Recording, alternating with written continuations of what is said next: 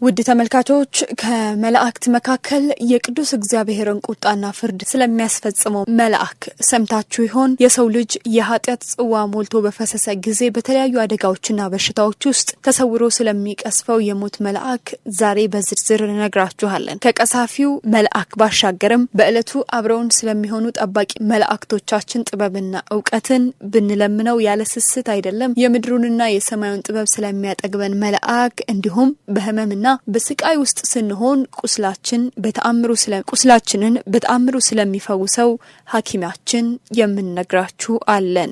እስከ ቪዲዮ መጨረሻ አብራችሁን ስትቆዩ ሴቶች በእርግዝናና በወሊድ ወቅት የትኛው መልአክ እንደሚጠብቃቸውና ከምጥ ህመም እንደሚፈውሳቸው እንነግራችኋለን። ይህ የሚስጥራዊ መልአክ አስደናቂ ታሪክ ነው። ይህ መልአክ ሰዎች በክፉ ተግባራቸው የቀጠሉትን የእግዚአብሔርን የንስሐ በር ያልተጠቀሙትንና ዘወትር በድፍረት በኃጢአት ፊታቸውን ፈጣሪ ያሸሹትን ግፍና በደል እንደማር ጣፍጧቸው በ40ና በ80 ቀናቸው ያገኙትን ልጅነት ያሳደፉ በሟርት በጠበል በዝሙት በግድያና በመሳሰሉት ኃጢያቶች የጎሰቆሉትን ስለ እርሱ የታዘዙትን ጠባቂ መላእክቶች ያስመረሩትን በኑፋቄ ክህደት ከፈጣሪያቸው የራቁትን የሚቀስፍ ለህመም ወይም ለሞት የሚያደርስ ለተለያዩ ሰው ሰራሽና የተፈጥሮ አደጋዎች የሚያጋልጥ ለጨለማዎቹ አበጋዞች ወይም ለሰይጣናት አሳልፎ የሚሰጥ ህይወትን የሚያቋርጥ እድሜን የሚያሳጥር መልአክ ነው። ዛሬ በሰላም ስንነጋገር ስንጫወት ቆይተን ድንገት በዛው ሌሊት ምንም ሳይነከው ህይወቷ ያለፈ ሰው አጋጥሞን ያውቅ ይሆናል። ሁሉም ባይሆን የሟቹ ህይወት ሲመረመር አስቸጋሪና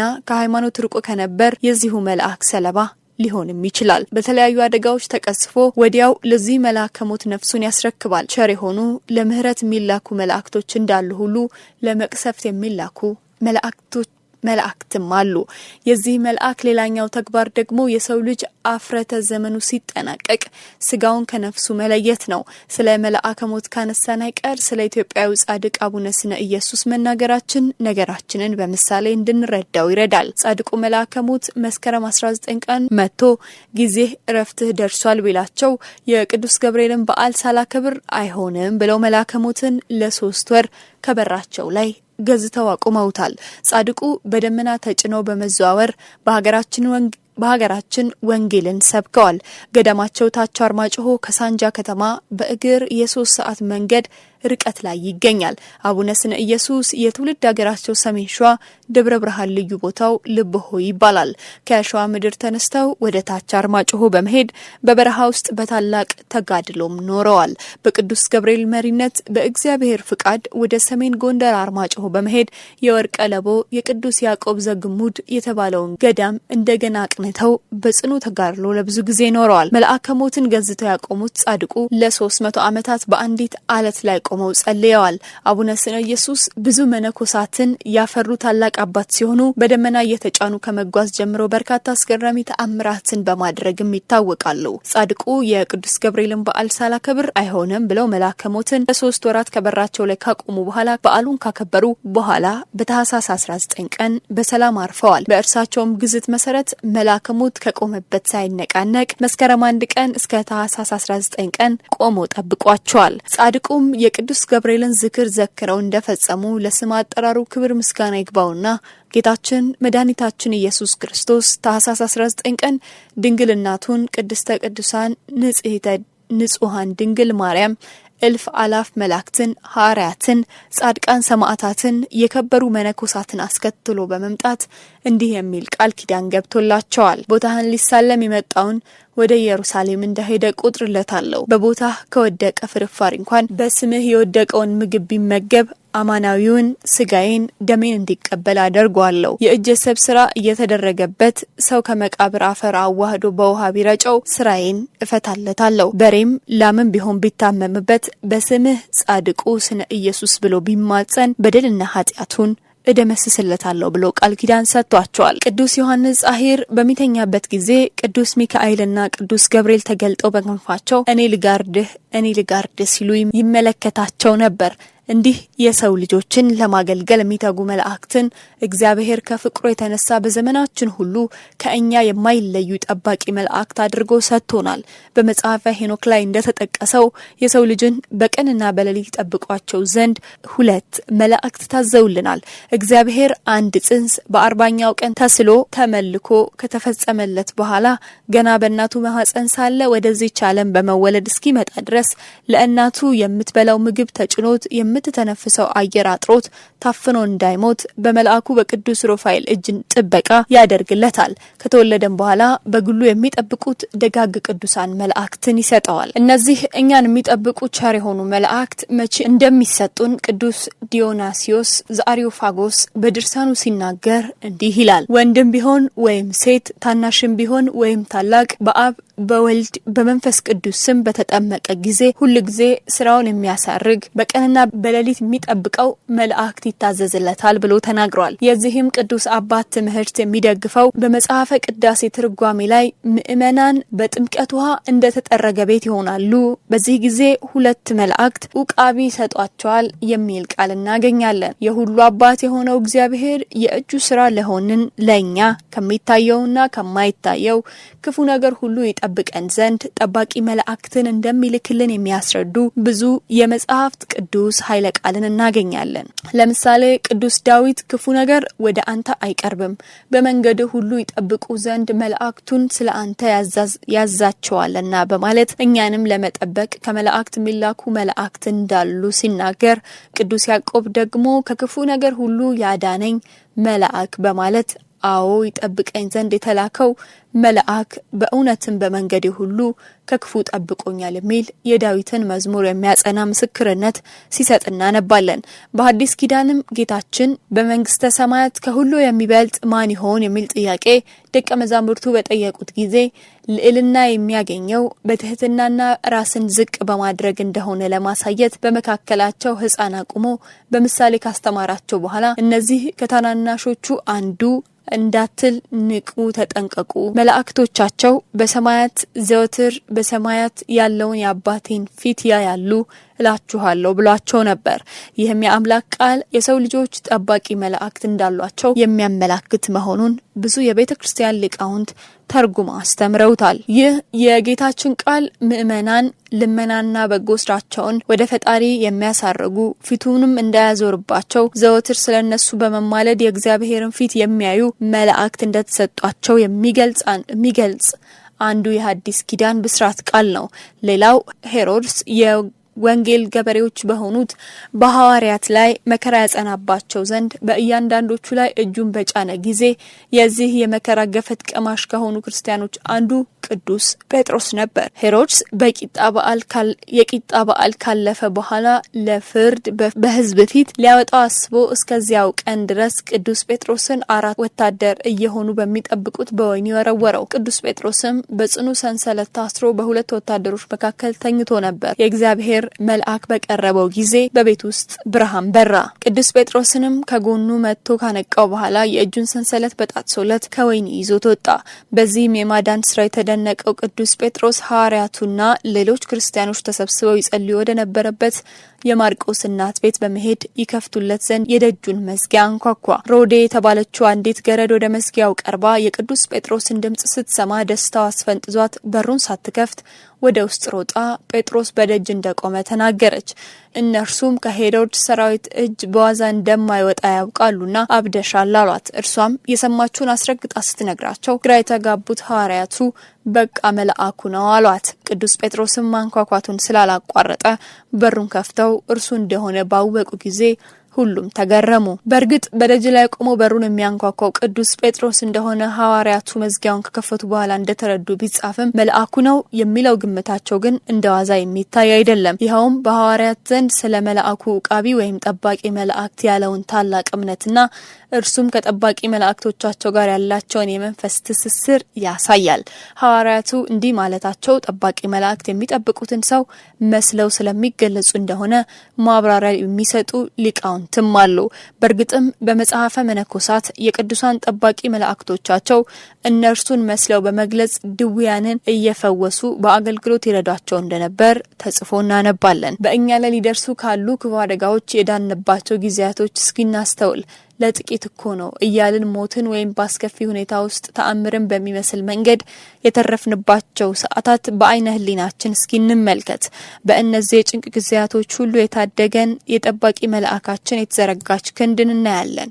የቅዱስ ዮሐንስ ወንጌላዊ ደቀ መዝሙር የነበረው ቅዱስ ፖሊካርፐስ በጠባቂ መልአኩ አማካኝነት እንዴት ከሞት ሊተርፍ እንደቻለ ይናገራል። ቅዱስ አብሮት በአገልግሎት ከሚረዳው ዲያቆን ጋር በጉዞ ላይ ሳለ ቀኑ ስለመሸባቸው መንገድ ዳር ካለች አንዲት ትንሽዬ ቤት ገብተው ይተኛሉ።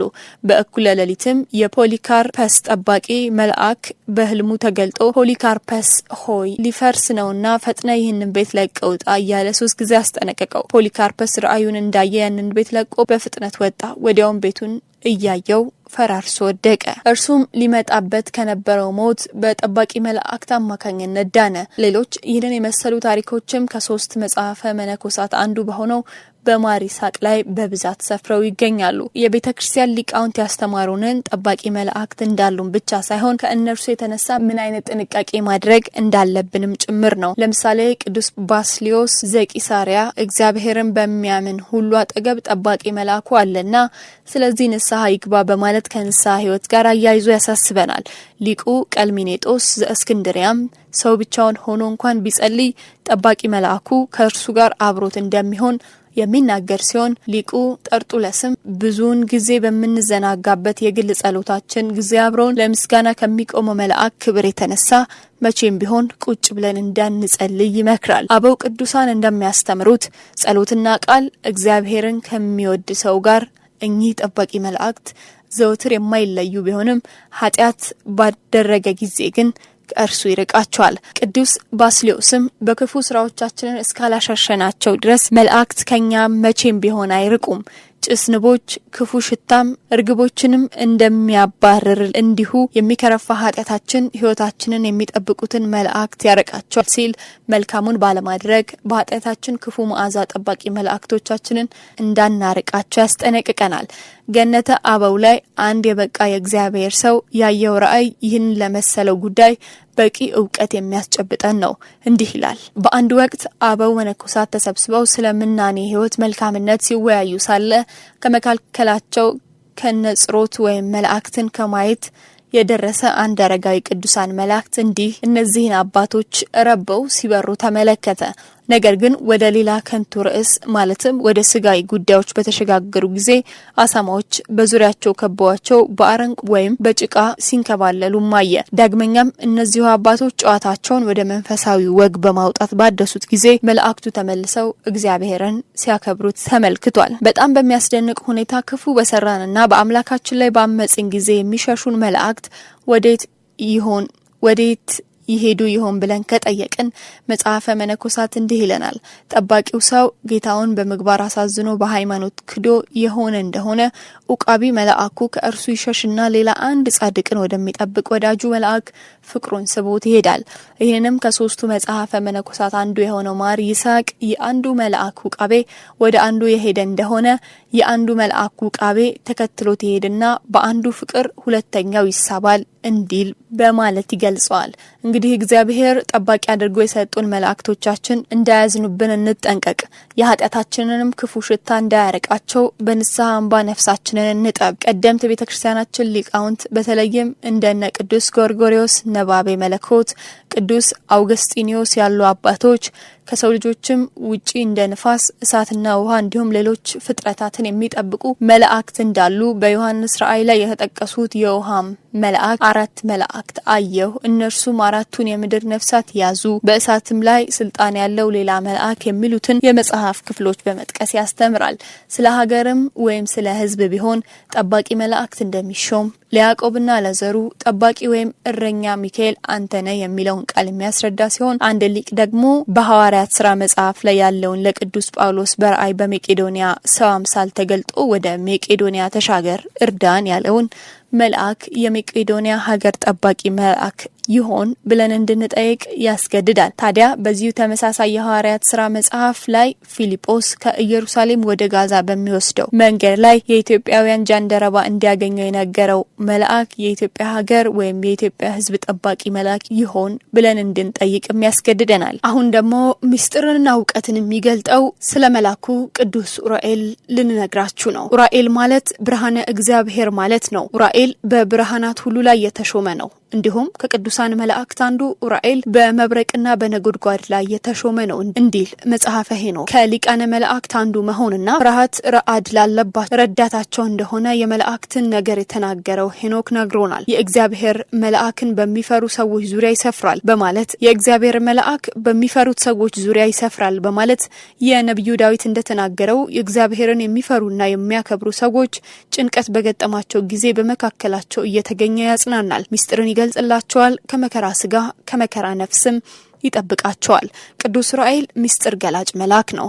ምስጢር ማናገር የመንፈስ ቅዱስ ስራ ቢሆንም የተሰወረውን መግለጽ በአዲስ ቋንቋ ማናገር ለመላእክት የተሰጠ ጸጋ መሆኑ ግልጽ ነው። በዚህ ሀብትም የተወደደ ስራ ለሚሰራና እንዲያውቁ ለተፈቀደላቸው ሁሉ ቅዱስ ኡራኤል ምስጢርን ይገልጻል። ለእዝራ ስቱፌል የሆነለት እንዲህ ነው። መልአኩ ኡራኤል አፍህን ክፈት እኔም የማጠጣህን ጠጣ ብሎ አእምሮ ልቦናውን ገልጦለታል። ይህ ተአምር መታሰቢያ ሐምሌ 22 ቀን በየዓመቱ ቤተክርስቲያናችን ታከብረዋለች። ለሄኖክም ምስጢረ ሰማያትንና ዕውቀትን ሁሉ የገለጠለት እርሱ እንደሆነ በመጽሐፈ ሄኖክ ላይ ተጽፏል። የአባ ጊዮርጊስ ዘጋስጫም ልቦናውን ያበራለት ይህ መልአክ እንደሆነ ገዳሙ ባሳተመው ገድሉ ላይ ተጽፏል። በዚህ አገልግሎቱም ሊቃውንቱ ቅዱስ ኡራኤልን ከሳቴ ምስጢር ይሉታል። አፋቸውን ከፍተው የምስጋና ቃል ለሚናገሩ ሁሉ ክብርንና ጥበቃን ከመላእክት እንደሚቀበሉ ከላይ በተመዘገበው የመጽሐፍ ቅዱስ ክፍል ለእዝራ ሱቱኤል የተደረገለትን መረዳት ይገባል። እዝራ ለረጅም ወራት እግዚአብሔርን ደጅ ጠንቶ ነበር። የነገሩትን የማይረሳ እግዚአብሔር መልአኩን ላከለት። የሰማዩንም ምስጢር አወቀ። ይህ መልአክ እመቤታችን ቅድስት ድንግል ማርያም ወደ ግብጽ ተራሮች በተሰደደች ጊዜ በመካከላቸው ሆኖ መንገድ ይመራቸው እንደነበር በድርሳነ ኡራኤል ላይ ተገልጿል። ጌታችን መድኃኒታችን ኢየሱስ ክርስቶስ በቀራንዮ አደባባይ ደሙን በፍቃዱ ሲያፈስ በጽዋ የተቀበለው መልአክ እርሱ መሆኑ በዕለተ አርብ በሚነበበው ግብረ ሕማም ላይ ተጽፏል። ሐምሌ 22 ቀን ከሚታሰበው በዓሉ በተጨማሪ በሊቀ መላእክትነት የተሾመበትን በማሰብ ጥር 22 ቀንም ይከበራል። ሊቀ መላእክት ቅዱስ ኡራኤል ከሰባቱ ሊቃነ መላእክት አንዱ በመሆን ከፍጥረተ ዓለም ጀምሮ በመብረቅና በነጎድጓድ ላይ በጥር 22 ቀን የተሾመ መልአክ ነው። በመጽሐፈ ሄኖክ እንደተገለጸው መባረቅት ለጥጋብና ለበረከት እንዲያበሩ፣ ነጎድጓድም ለሰላም እንዲሆን ያሰማራል። ለነብዩ ሄኖክም የሰማይን ምስጢርን የሰማያዊውን ዕውቀት ሁሉ የገለጠለት የፀሐይን የጨረቃን የከዋክብትንና የሰማይን ሰራዊትን ብርሃንን የሚመራው ይህው ገናና መልአክ ነው። ኡራኤል ማለት ትርጉሙ የብርሃን ጌታ የብርሃን አምላክ ማለት በመሆኑ መድኃኔ ዓለም ክርስቶስ ለዓለም ቤዛ ሆኖ በተሰቀለ ጊዜ ክቡር ደሙን በብርሃን ጽዋ ተቀብሎ ለብርሃነ መነሳንስ በዓለም ላይ የረጨ መልአክ ነው።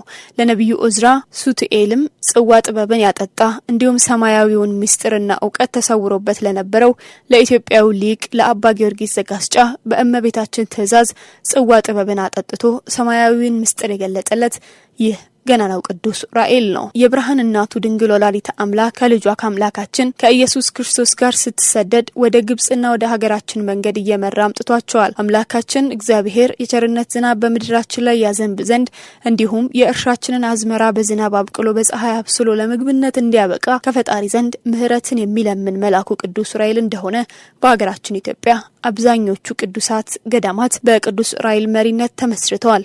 ድርሳኑ ላይ የማይጠቅሳቸው የሀገራችን የከበሩ ቅዱሳን ገዳማትም ነገስታትም የሉም። አሁን ወደ ቀደመ ርዕሳችን ወደ ቅዱስ ኡራኤል ርዕስ እንመለስ። መልአኩ ቅዱስ ኡራኤል በዓመት 3 አበይት በዓላት አሉት።